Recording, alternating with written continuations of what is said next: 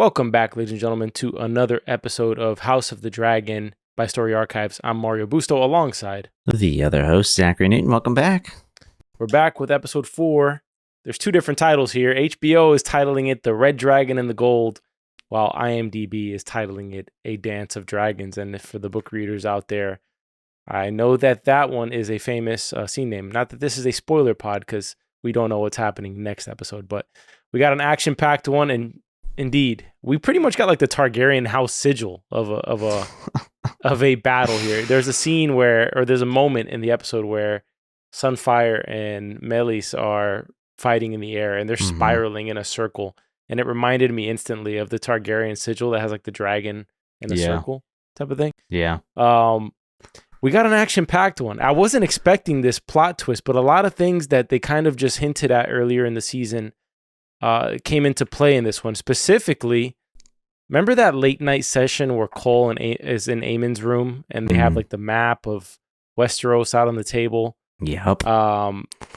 Turns out that was planning this battle right here. Turns out this was all in the plans from the beginning, because the Rook's Rest battle that we get, the massive dragon sequence, was completely planned by Cole and Aemond, which brilliantly so if Aegon doesn't come in and absolutely ruin it. Yeah, it was planned well, but the execution kind of fell through. You know, the one thing that kind of bugs me is how often things seem to just like go in Sir Criston Cole's favor. Like, yes, like this so much so wrong could have happened. Well, I mean, it did happen here, but in the end, like, he still comes out on top. He's successful with his mission. If I can say, I thought the opposite was going to occur here, because I thought Aegon marching out to the battle like drunk was going to be like one of those stupid decisions that ends up working out good for him, you know? And so I'm thinking the whole time that Cole's heading towards the slaughtering, but then when they show Vhagar, you're like, oh, Aegon's actually going to help the cause of the Blacks here, right? Yeah. Because he's going to throw this off somehow. Right? Where at least, because let's face it, if it's Vhagar versus Meleys one-on-one, Meleys is done for. But the way the timing works out, I think Aemond saw a 2-for-1 deal here, really. I think he saw when the plan starts, right? The horn starts sounding because the dragon, as expected, shows up to face Cole's army, which he was planning to do. He calls for Vhagar early, but then Aegon shows up right at the last minute, which Aemond could have still gotten Vhagar up a little bit quicker, but instead I think he kind of saw an opportunity where, like, all right, maybe my dumbass brother, who's the king, who just humiliated me in the brothel in the previous episode, I think there was a little bit of a carryover from that humiliation that we'll get into later, but I think he kind of let Aegon get out there, get a taste of whatever he really wanted, that glory he was so looking for, and then he tries to finish the job off twice in this episode. He not only Dracarys both of them, right? Yeah. Which Cole's a little bit shocked by, and truly makes Aemond a kin. Everybody agrees that he was horseplaying with Luke, but he wasn't really trying to kill Luke, right? That was just he lost control of his dragon. This episode, he's legitimately trying to kill his brother. Yes. That is an actual kin-slaying moment that he's trying there. And I was shocked by it. I really wasn't expecting that from Aemond. I thought that he was more like Damon in a sense where, although they're effed up, that they have this kind of still unwavering loyalty to their family in a way. Yeah. At least the blood side of their family. And no, he definitely tortures him to the ground. And it's my understanding that Aegon is still alive. Because Aemond he had his sword unsheathed, and Cole literally stops him. And I figured that he was unsheathing his sword to finish the job. Now, it pisses me off that Aegon would still be alive after this. Dude, after a fall just like Rhaenys' fall, like, it was the same thing, like dragging on its back, like from sky highs. It's insane. Yeah. But I do think you're right. I think Aegon is somehow alive, which makes it more interesting, right? Because you think about the political standing in King's Landing right now, right? Where you there's kind of varying sides here. Let's start with somebody who I think is going to be devastated to hear that his king is either severely injured or he's got to be at least crippled. There has to be, every bone has to be broken in his body if he's alive. Yeah. Okay. And by the way, I did not watch on the next episode thing, so I don't know what's going to happen in the next episode. Same. And I'm refusing to Google search anything unless we get spoiled with comments, which, I may even avoid reading comments this week on the videos, to be honest with you. Mm-hmm. What was I going to say? We need a book reader to work for us and to just filter out the comments. Yes. Larys, King's Landing. He needs Aegon. I mean, he literally just talked Aegon out of doing this very thing last episode, going into war. And Alicent's kind of the one who pushes Aegon over the brink of going into war, right? Because I mean, the Greens are effed up, man. Just like at any moment when somebody in that family needs just the right word, they always say the wrong word. and we'll talk about that a little later too. But I think it makes it more interesting for Aegon to be alive because there's going to be a decision to make. Do they kill Aegon and put Aemond on the throne? Or is arguably Aemond more uncontrollable than Aegon? And so do you just keep him alive and kind of rule by association in a sense? Cole was obviously against, although he's effed up in all sorts of ways, he was obviously against Aemond finishing the job in this episode, right? Yeah. So he's protecting Aegon for some reason. Well, it is his king, so I mean, it makes sense. He's loyal to the king. He's the hand of the king, and he's the commander of the watch, right? And he has almost no semblance of virtue left, right? He's dishonored the cloak. He's broken every sort of oath you can possibly break that he pretty much swore to, or he did swear to. Yeah. And so, I mean, there's only one last step for him, right? Pretty much watch your king get, executed in front of you. Which if he does let that happen, he immediately becomes a loose end for Aemond, right? He'd lose power. Aemond would remove the hand, or the roll of hand from him, like in an instant, I think. But let's think about all the repercussions of Aegon potentially being alive still. Larys' ace in his pocket has to be Alicent sleeping with Cole. And at some point, if he's no longer the master of whisperers, right? And he's removed from his position, you get this interesting conversation with him and Alicent in this episode. He sees the abortion tea that we see several times in House of the Dragon already. Yeah. Because seemingly Alicent is pregnant with Cole's child. How will Cole feel when he finds out that Alicent aborted his child? Cole doesn't really have a history of taking kindly to any sort of rejection, right? So how's he gonna feel to get that information, which I'm assuming he will? There's a lot at stake here with who's next on the throne. What are your thoughts? Well, I mean, like you said earlier, I do think that Aegon is definitely still alive. I was wondering if Sir Criston Cole would even, find out that, Alicent was pregnant, but he has to. Like, there's no way that we would see something like that on screen and there not be something that comes of it. I mean, to the point of, what was it, like 2 episodes ago, we did have Sir Criston Cole and Aemond plotting on the map. Now we finally see what it is. So I do think it's going to happen. Maybe that's the thing that kind of like, I don't know, pisses Sir Criston Cole off. Maybe he like, I don't know, turns on Aegon or something like that. I'm not quite sure.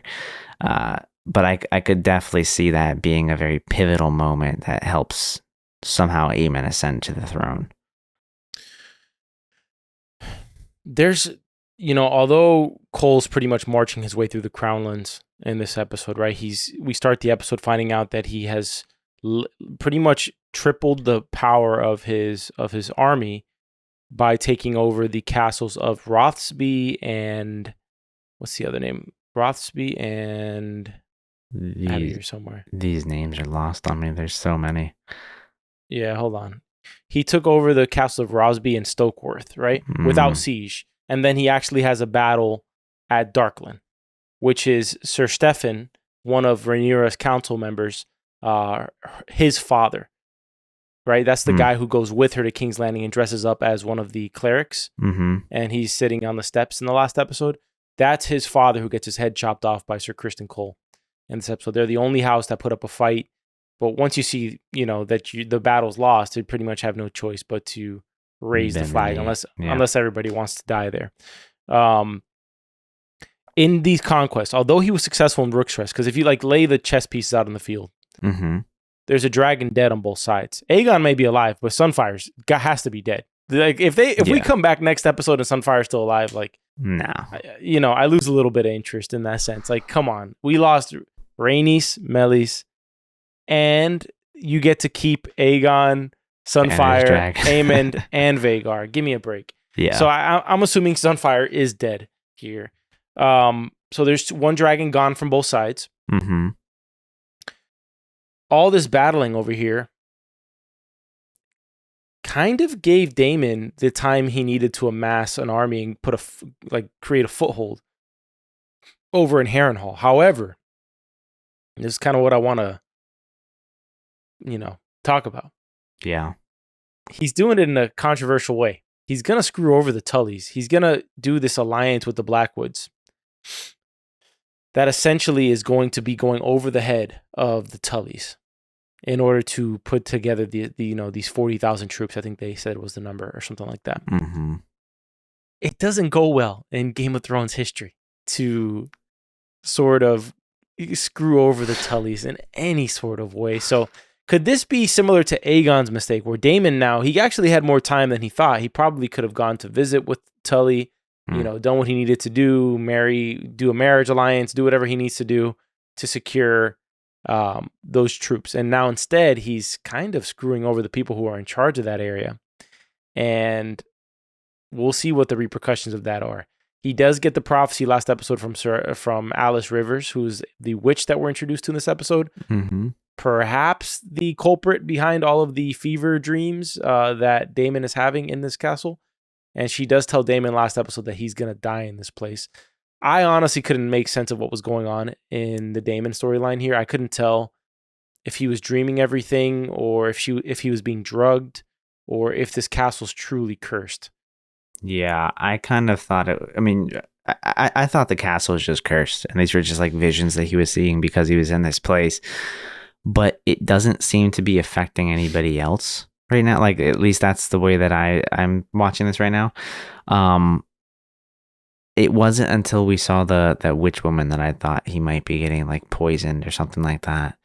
But I am kind of curious to know if there's anything that we should be reading into his dreams about. The opening, part of the episode is him, Daemon, back in King's Landing, with young Rhaenyra on the throne. Mm-hmm. And he ends up chopping her head off. So yeah. I don't know what that really means. Is he not loyal to her? Is he going to turn his back, on her and try to claim the throne for himself? I don't know. Well, they make this comparison to him and Aemond in this episode. One of his dreams, he sees himself wearing Aemond's eye patch, right? Mm-hmm. And they both kind of have this decision to make in this episode, or maybe just in this season, which is, are you going to stay loyal to the person you swore your loyalty to? Mm-hmm. Aemond has a choice to do that. It's arguable that Daemon's more powerful than Rhaenyra. He has a stronger dragon. He's more respected in terms of military fighting and prowess. He's more respected than she is currently. He's in a position to take the power for himself if he truly wants to. Yeah. Aemond, same thing. They both have a choice in this episode. We don't get enough of Daemon to know what he's going to do, but I think that's where his journey's leading us. Does he make the same choice that Aemond made in this episode, which is he wants power for himself, or does he stay loyal to Rhaenyra? And he seems tortured by it. In both dreams, all right, last episode, he has the dream where he sees a young Rhaenyra sewing together Jaehaerys' head, right? Mm-hmm. And at the end of it, he's crying and he drops his sword. In this episode, he drops his sword after cutting off her head, right? Yeah. And she speaks to him on the ground. He also wakes up with blood on his hand. Did you catch that little bit? I did, but I think it was just a part of the dream, because when he first woke up, there was blood on his hand, but then when it switched to a different angle, the blood was just gone. Yeah. So he was still kind of in dream mode, and then when he flipped it over, the blood was gone. It was really well done the way they did that. And it ends with there's been a raven. And I kind of want to talk about that, because he meets with Alice Rivers and she has him drink this thing. And then it goes to when he drinks that, he wakes up at this table where he's already talking to the representative from the House Blackwood. Right? Yeah. She mentions how Harrenhal's cursed because they burned down all the weirwood trees or something like that. Which is those trees that Damon that was standing by in the previous episode. His bed that he's sleeping on is made of the wood from those types of trees. That's why I think she asked, did you notice anything of note, like sleeping here, since you've been here? And she knows everything that he's done because she's a witch. I wonder how much of just that, like the old, because that's all part of like the Winterfell lore, right? The old gods and the mysteries of the North, which kind of brings me to this game I've been playing on the phone. It's called Game of Thrones, a Tale of Crows or something like that. A Tale of Crows, interesting. Okay. Yeah, if you have I think it's if you have Netflix, you can play it for free. Huh. But it's essentially like you're the Lord Commander of the Night's Watch in the old days. Yeah. And you're pretty much making decisions. So it's kind of like a choose your own adventure type of thing. And you're going down the line of different Lord Commanders of the Night's Watch. It's pretty interesting. But what was your take on everything going down in Harrenhal? How much of it was like drug induced, or is there any progression there? What do you see that's going on there? And how does Alice Rivers come into play? Because the more this episode is going on, the more I felt that Damon is going to die eventually in Harrenhal. Well, I mean, it's been prophesied that he'll die in Harrenhal. I just don't think it's going to be anytime soon. I mean, I do think a lot of what we saw was drug induced. I don't know if it's from the tree or just the haunted castle or the witch or whatever, but the two big elements that I don't think were real was obviously the beginning when he chops off Rhaenyra's head, but the other one when he's chasing what we thought was Aemond, but it was just himself. I do think that everything else that occurred there like actually happened, like he sent the Tullys away. It's just like getting from one scene to another was kind of trippy. It looked like he took some acid. So I've lost all sense of time for the most part, as it relates to him in Harrenhal. Well, maybe a little bit of time, because we know that he still hasn't sent the ravens yet. So I haven't enjoyed how slow the progression of what he's doing at Harrenhal has been. And I do wonder what the backlash is going to be. I mean, he disappeared to Harrenhal with no notice, right? He sent no progress. Yeah. And now Rhaenys dies because he's not there, right? Yeah. So, I mean, I think everything goes different here. If I was thinking about this like before we started recording. Yeah. Rhaenys was the obvious choice to go to Rook's Rest. But I was thinking like, what if she sends 2 dragons instead of 1? Like, does it work out the same way? I don't know. I personally kind of worked that through in my head, and I think that it would have been a massacre for Rhaenyra because I think both dragons die that go. If she sends, for example, Jace or yeah.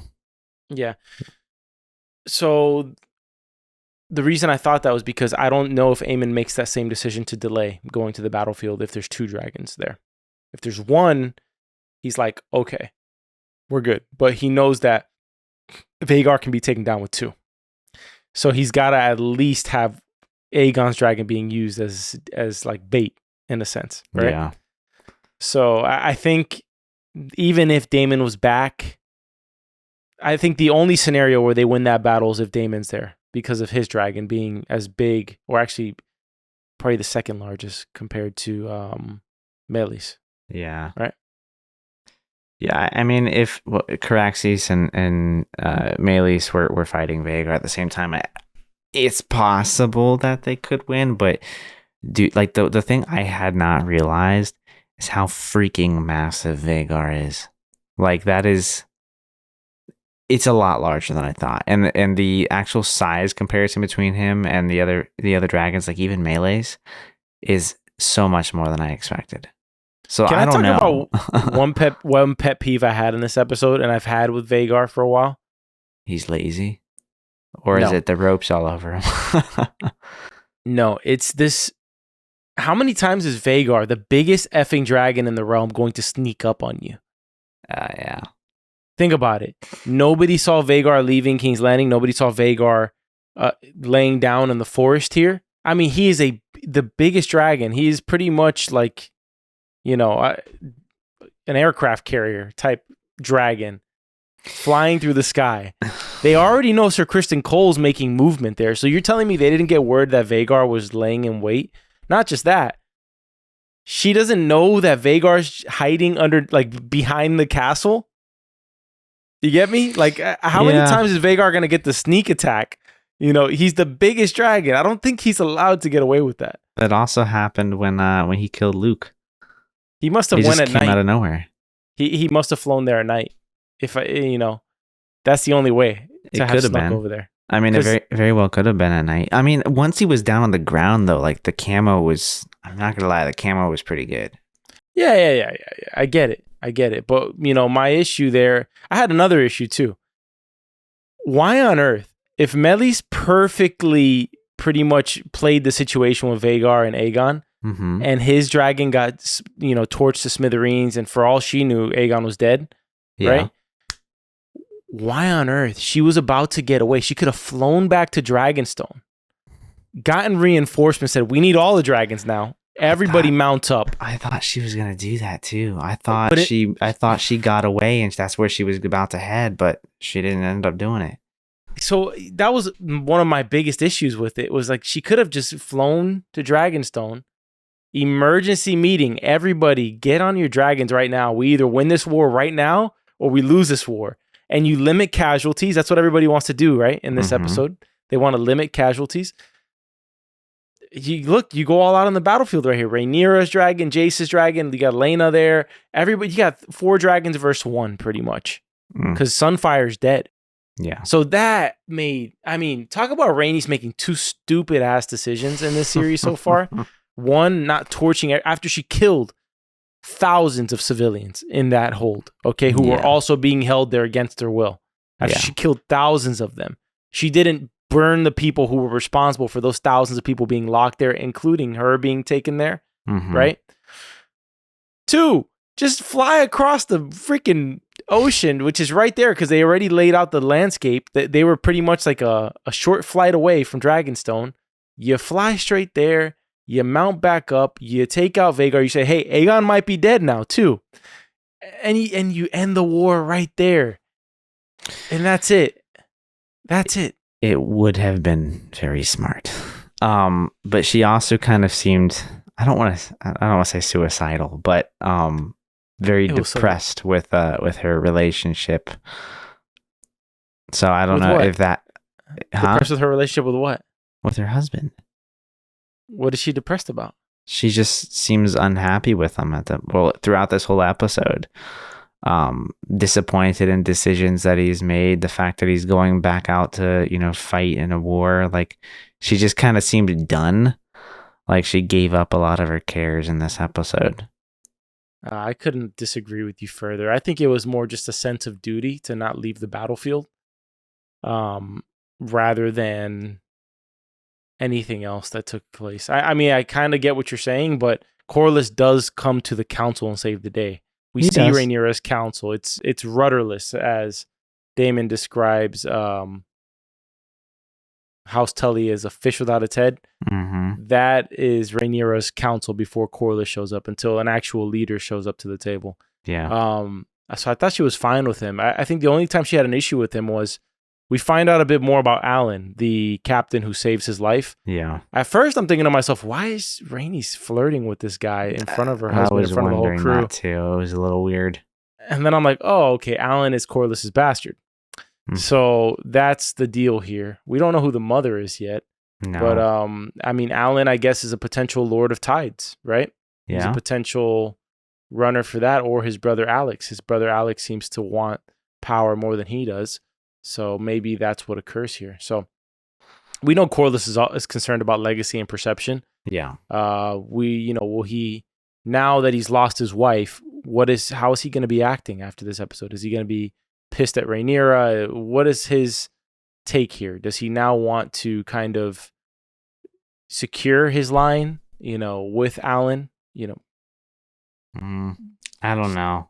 I mean, he did have the line earlier in the season that the people, they don't remember blood, they remember the name. So I mean, I could maybe see him bringing Alan in as, I guess, his successor here. I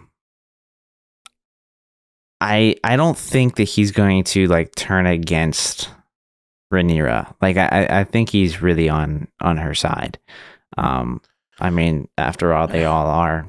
He's lost family. So much, though. He's lost so much. He's lost so much, but so why turn now? Like it's a bit late in the game for him to change. Well, I heard a great quote. I'm watching the show Shogun on Hulu right now. Okay. And there's a quote in the show. There's a character who's lost. I'm not going to get into details because it's spoilers, but there's somebody from a different culture, from the English culture, who doesn't understand Japanese culture. And he's essentially calling out, like, why is this woman not grieving? Like, she lost people who were close to her. Yeah.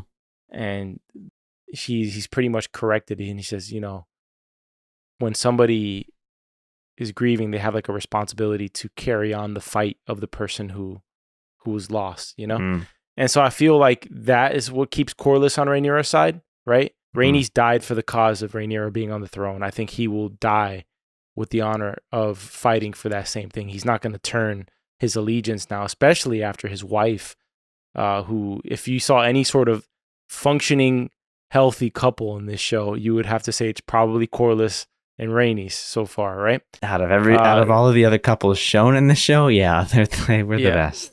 The only other one that could come anywhere close to it would have been Viserys and Rhaenyra's mother, who I'm blanking on her name right now. Yeah, geez, that was a long time ago. Yeah.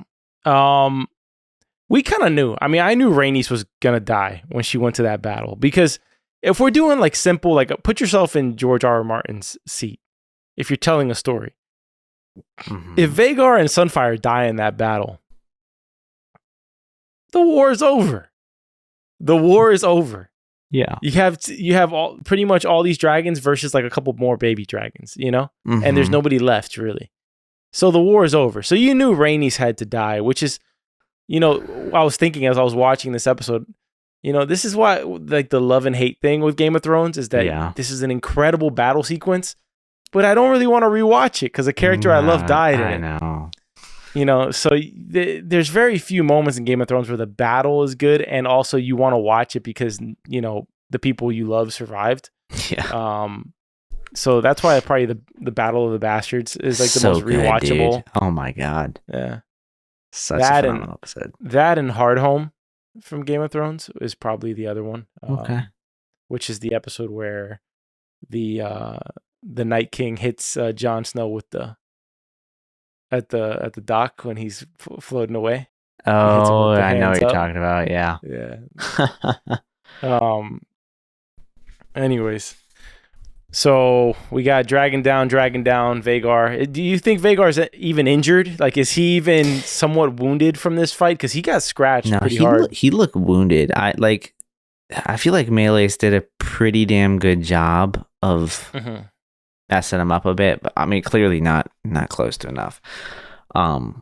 I don't think it's going to be enough that he's like out of commission or anything. I feel like he'll be fine the next time we see him. We're not going to know that he's wounded. Deep cuts, though. I mean, if we had another one, it could have been enough to finish the job. You never know. I was curious. What is the deal with the dragons, like blood? In that fight scene, there was a lot of blood that fell on those guys. Is it just like hot oil or something? I would assume if fire is coming up through their system, that their blood must be boiling, if I had to guess. Interesting enough, I mean, Aegon and Rhaenys essentially got Dracarys to the face. So that Targaryen blood is strong, right? They're not affected by fire for the most part. And I tried to get a good look at Aegon as much as I could at the end of the episode. He didn't look scorched. I saw hair. I swear I saw hair. I mean, look, if it was anybody else, he would look like somebody who had like third-degree burn, like victim. The flag bearer. Yeah. And as we know, with dragon fire, it's supposed to be able to melt through pretty much everything but like a few materials, right? Yeah. Did you notice? Thoughts? Go ahead. No, you please. Well, I was going to ask if you noticed the worming earlier. Nothing came of it in this episode that I'm aware of. What did you think when because that's the scene where they're discussing why, if you want to rewind it to that moment, that's the moment where they're discussing why they're attacking Rook's Rest. I think she's just on Rhaenyra's side. I don't think that there's much to make of it at this point. I think she's looking for ways to bring value. She's a healthier Larys at this point. Yeah, less crippled. But I don't know. I'm curious to know what it is that she's going to do with this information.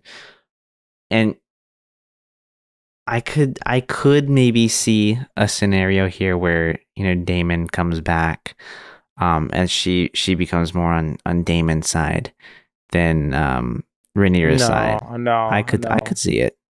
No, I can't see it. I cannot. I think this is a permanent allegiance to Rhaenyra, if I had to guess.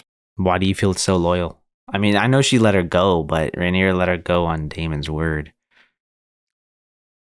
What Rhaenyra did was an absolute sign of her being worthy to be the queen.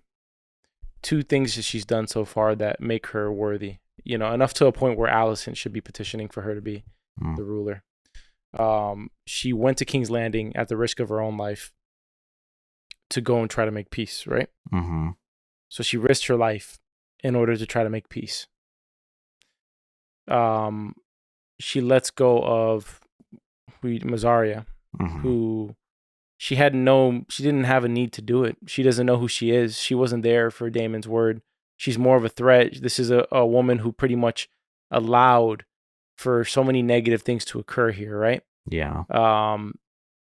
Starting with losing her throne, and ending with Jaehaerys being killed because she facilitated Daemon going to King's Landing to do that, which we know directly impacted the events in this episode because the first 2 houses that Cole takes over, they say fell without siege because of the news of what happened to the usurper's boy.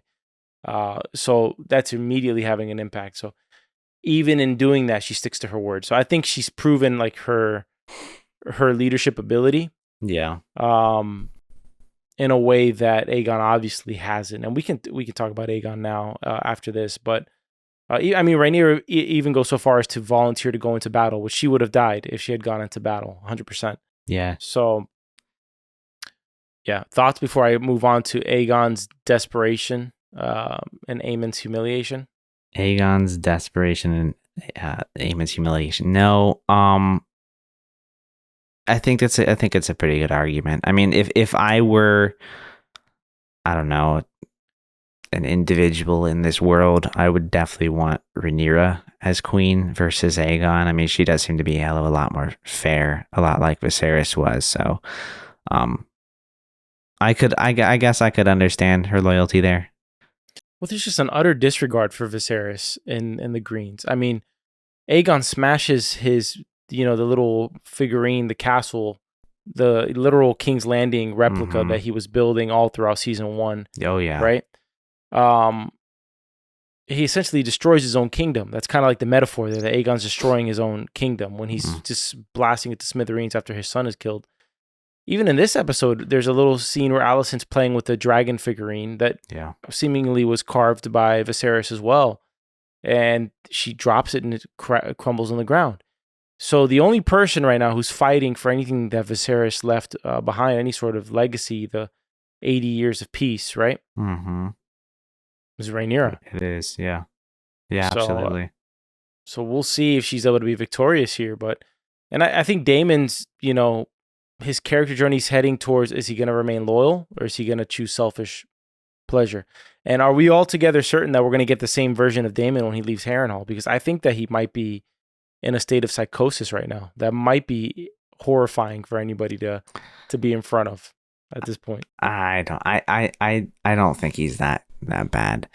I think a lot of the events that we saw actually happened. No, I think they all happened. I just think that he's in some sort of kind of psychosis mode, where he's the timelines are getting mixed up. Yeah. He doesn't even know quite what's happening. It does feel like that. Like, and every time we got his scenes, it really felt disorienting, like completely. I mean, again, you're just kind of like morphing. Let me take a drink of this glass of water or whatever, and you appear somewhere else, drink a glass of water. It is really bizarre. I couldn't tell if it was him being drugged or actual sleep deprivation because of the actions that he's taken that are haunting him. I could not decipher it. I personally am leaning towards sleep deprivation. Because there's just too much symbolism, right? He wakes up with blood on his hands, right? Yeah. He sees this black goat that's just in the castle. I don't know what the hell the black goat is doing up there, but that reminds me of the black sheep. It kind of feels more evil, to be honest, because it's a goat. And we know like that kind of leans towards the occult, where you have that witch that's in the castle doing some weird shit. We don't know. We don't know what it's going to head towards, but we know he's got a prophecy. He's going to die. I have a feeling that in all the messed up things he's done, that he will redeem one aspect of himself, which is he will remain loyal to Rhaenyra. But I could be wrong about that too. So we'll see. He does seem tortured in some sense by some of the decisions that he's made. But maybe Rhaenyra is going to make that. Maybe she's going to give him the answer, because if she keeps pulling off these moves of going to King's Landing, she might not be around very long. So, maybe he doesn't even need to choose. Did you catch Alicent in this episode diving into to history? I think she was pretty torn about trying to figure out if Viserys was really talking about his son or Aegon the Conqueror. Yes, I think she was desperately looking for that thing that Rhaenyra said, and we talked about this in the last episode. You disagreed with me. I said, did you think that this is going to have any effect? Because Alicent is somebody who tries to be a good person. Yeah, I think we got that here. Yeah, who is always looking to see if she's justified in the acts that she's doing. And this entire time, she has been under the assumption that even though it was effed up that they usurped Rhaenyra's throne, that Viserys actually wanted it. And now her whole reality's been shattered, right? Yeah. And we know she's trying to do, I don't know if she's going to try to do what's right, but she's at least in the stage of being conflicted right now. Because she even asks the Maester at the start of the episode, do you think Viserys wanted Aegon on the throne? And even the Maester's non-answer was kind of an answer of saying that no, he did not want Aegon on the throne. Because he explicitly says, I don't remember him ever bringing it up, type of thing. Right? Yeah. Which, if he truly wanted him, at some point it would have been brought up. Yeah, no, that's for sure. And I feel like that just spurred on her desire to try and find something here, more than she already had from meeting Rhaenyra. But I do think that, first off, there is no like right decision that you could really, I mean, you could try and hand the keys over to Rhaenyra and things like that, but at this point everybody's gone too far. And we did get the realization from Alicent that it doesn't matter, like there's going to be a war, and both Rhaenyra and Alicent have both said that out loud. They've both come to that realization that blood will be shed. That's the only way that we're going to get to figure out who truly is king or queen of Westeros. Yeah. Do you think that she's telling the truth to Larys when she says that? Because you pretty much brought up what I was going to bring up, which is she essentially says that it doesn't matter what Viserys' intentions were.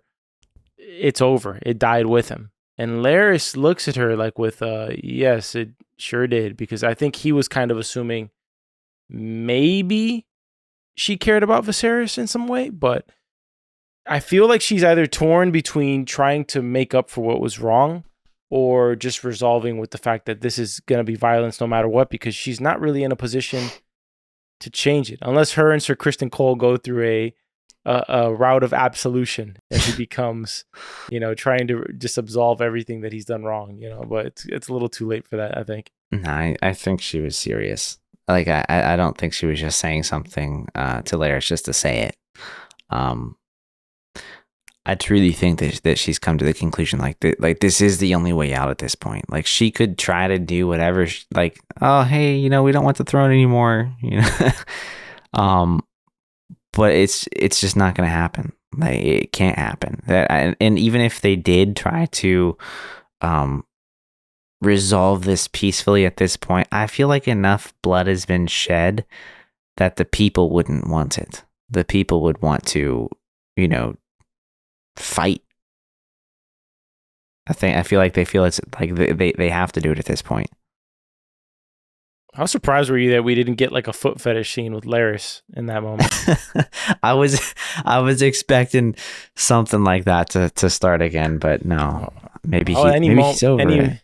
Any moment, I was expecting that dress to be hiked up and some bare feet to be exposed. I was expecting it. I'm very glad it did not happen.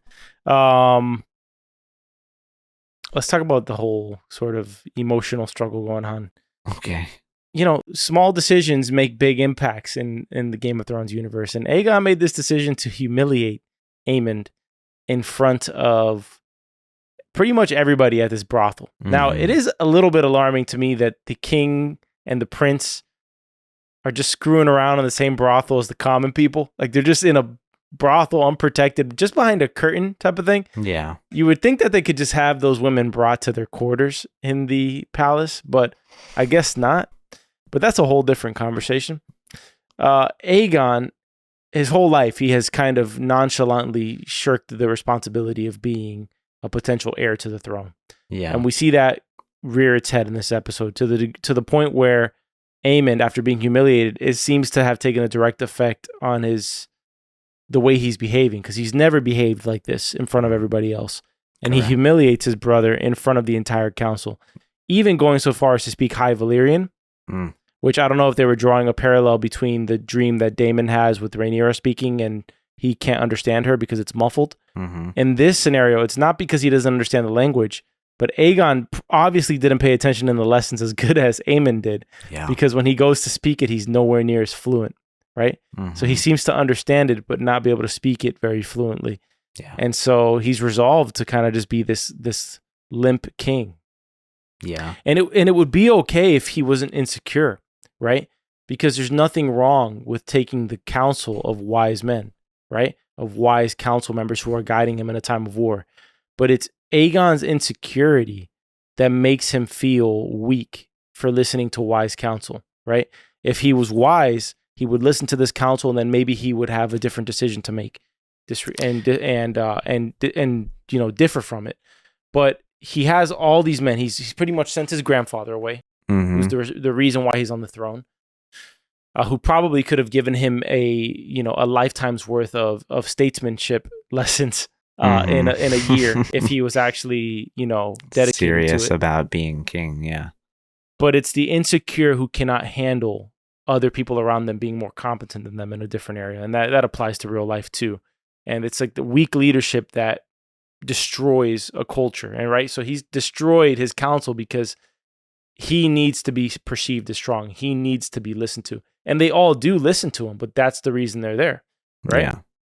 Which is why I think he ran into battle, and I completely agree with you. It is his insecurity here, and Allison even touched on it a little bit with just saying that he should what do you have to say? Like, you should be seeking counsel from us. We've been doing this a lot longer than you have. Mm-hmm. Very true. Very true. And yeah, what is she? But she phrases it incorrectly. He's easy to manipulate one way or the other. At least that's what the show tells us. Mm-hmm. And when he says, "What would you have me do?" and she says it in like a way that's kind of like just fed up with him, right? Instead of just seeing this as finally the moment she's been waiting for to guide him the way she's wanted to guide him, she says, "Do nothing." Pretty much saying you're useless, right? Yeah. Instead of phrasing that a different way, he goes off the deep end, gets drunk, hops on his dragon, and flies into battle. We saw Sunfire though for a brief moment. We did. It was nice while it was alive. The fiery explosion that we see when they fall to the ground, I was kind of surprised that Aegon could potentially still be alive. I can buy him not being burnt and all of that. Like, that makes perfect sense because of the bloodline. Mm-hmm. But dude, like, you'd be crushed. by the dragon. Like that was just insane. Aemond to me is doing everything that Daemon didn't do. In what way? Viserys is named king. Daemon probably had chances throughout the years. We know he had chances throughout the years to try to usurp the throne. Mm-hmm. When he takes out the crab feeder, what does he do? He comes back to the kingdom and he drops the crown before his brother. Aemond is doing the opposite. He's I'm gonna take the crown. I'm more deserving. I'm gonna take it. I'm more fearsome in battle.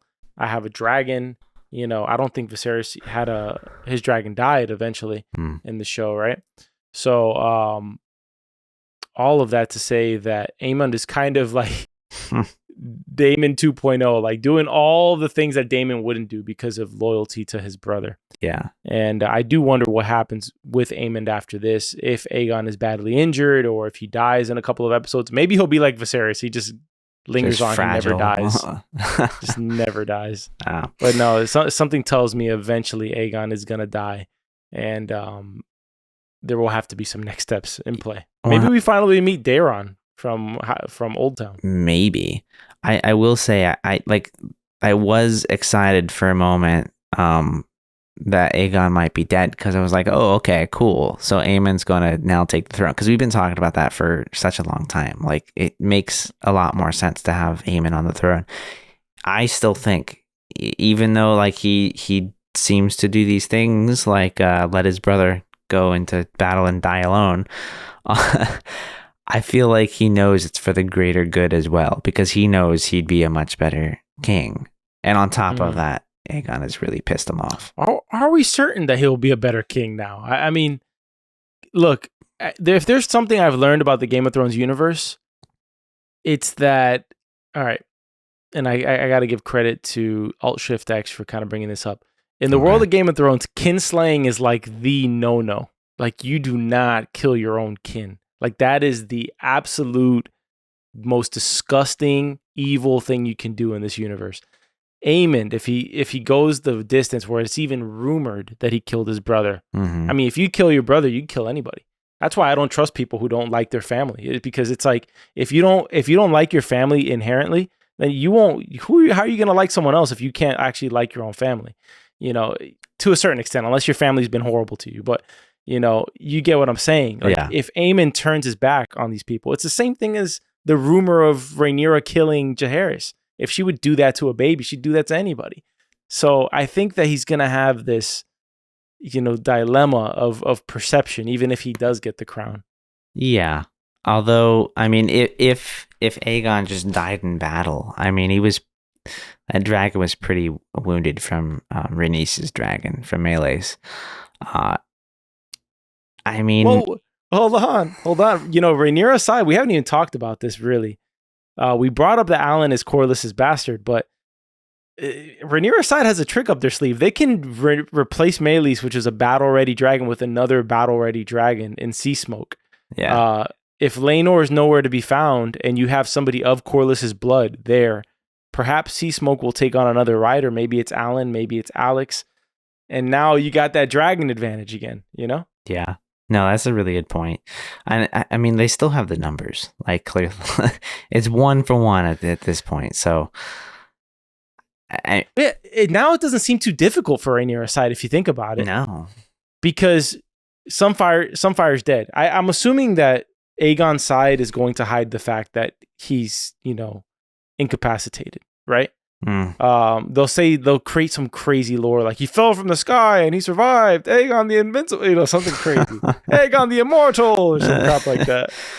You know, what was the name that he had a couple episodes again? It was Aegon the Magnanimous. Yeah, that was such a great one. Yeah. If you're Rhaenyra side, how do you not just full on? I guess you can't attack King's Landing because you'll kill so many people. Yeah, but you're not even trying to attack King's Landing. You're just trying to surround one dragon. Yeah. Like at this point, like if they just sent in like the whole fleet of dragons on Vhagar, like that's the war clencher right there. I feel like instantly. If I'm Rhaenyra side now, obviously depending on what happens with Daemon, but and we're heading towards wrapping up this pod at this point because we've covered everything in the episode pretty much. Depending on what Daemon has done, if he's able to amass a ton of troops, because they first and foremost need troops on the ground, right? Once they do, they need to take back the Crownlands. They need to surround King's Landing completely. Once they've surrounded King's Landing completely, I'm assuming King's Landing is not going to allow that without a fight. Vhagar will have to show up at a certain point, right? Yeah. You have the siege over taking place by Corlys's fleet, and then you have the battles all around. All they got to do, like you said, is take out Vhagar, and the battle is essentially over. They just have to lay siege to King's Landing until they give up, and that is it. It's GG after that. So what's going to happen for the Greens to avoid that? Because there's just, think about it. You got Rhaenyra's dragon, Daemon's dragon, and Jace's dragon. I'm assuming with 3 dragons, you could probably take out Vhagar. If it's all 3v1 at the same time. I would assume 2 of them die, at least 1 survives, for God's sake. Yeah. I mean, I think you could do it with 2 big ones, maybe 3 if they're not like massive. I could see it. I mean, he can't move that fast. Laena's dragon. I forgot Laena's dragon. So 4v1. Yeah, I think it could work. You know, we also didn't talk about the fact that the blockade is still in place. So Aegon he's not going to go out there and, you know, scorched earth the blockade at this point. Yeah.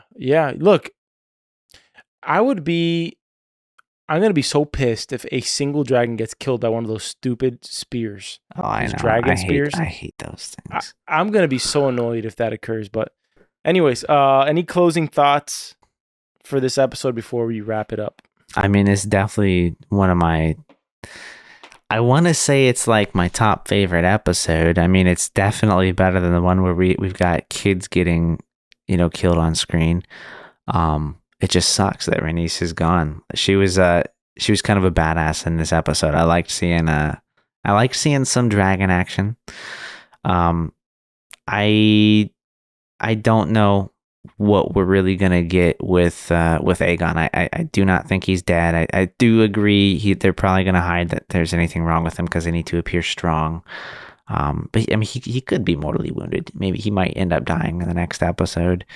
And maybe Aemond just ends up ascending to the throne at that point.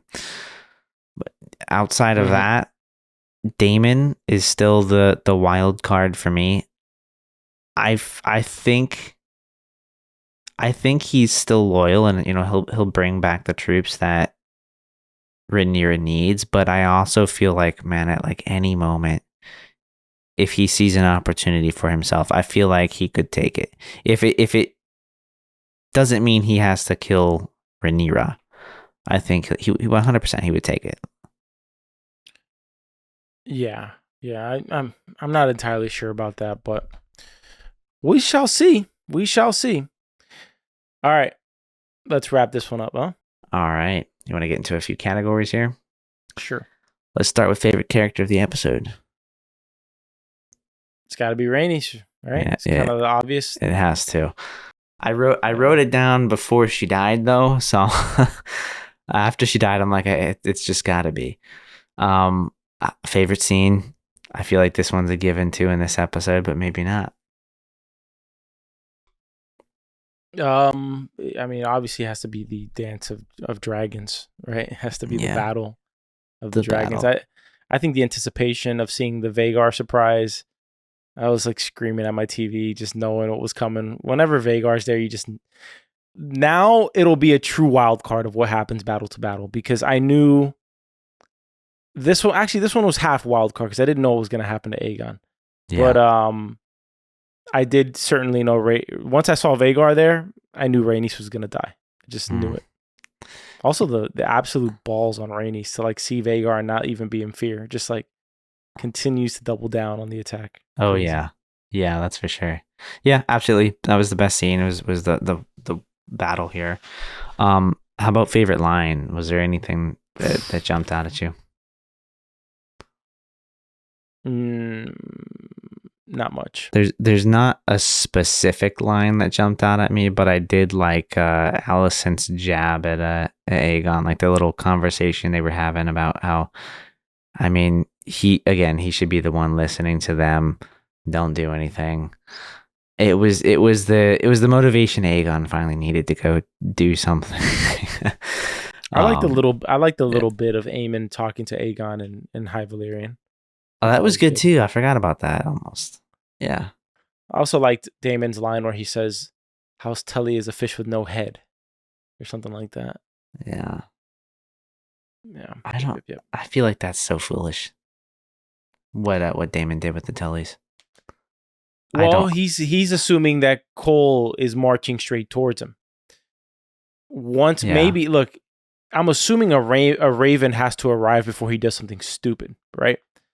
But will he not do the stupid thing? I think he's absolutely going to do the stupid thing here and put Rhaenyra in an even deeper hole somehow.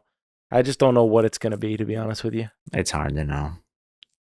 Well, that's all I got for categories on this one. All right. Well, all right, y'all. Thank you all for tuning in. If you're keeping up with what we're doing on the channel, I dropped a solo review of The Bear Season 3. If you have not binged all of it, do so. And once you do, check out the episode. You'll get my thoughts, my opinion on the episode. Until then, as always, like, subscribe, and leave us a review on Apple, Spotify, wherever you listen to the podcast. And that's about it. I'm watching other shows, but I'm sort of watching them off air at the moment. Yeah, I'm kind of doing the same thing. Though I am catching up on some of the Presumed Innocent. It's pretty good. I am liking it. I'm liking it too. Maybe we do like a mid-season. I feel like we should, after this episode this week, we should do like a mid-season pod on Presumed Innocent. I think it's about time we can drop one there. I'm watching Shogun. It's terrific. It's probably, aside from House of the Dragon, it's the best thing I've watched all year. The Bear, you'll have to watch The Bear to find out what I think about The Bear, because I'm not going to spoil it for y'all. Yeah. And that's it. I'm just like eager week to week with House of the Dragon, and that's about it. I'm loving the show. This is the one that I'm looking forward to every week. So yeah, now we got 7 more days. Anyways, thank you for listening to this episode of Story Archives. You can find this podcast anywhere you find podcasts, Apple and Spotify podcasts primarily. You can visit us on YouTube at Soapbox Podcast Network. Visit our website at soapbox.house. Email us at contact@soapbox.house. Or you can visit our link in the description to sign up for our newsletter. All right, y'all. Until next time, we will see you on the next episode of House of the Dragon.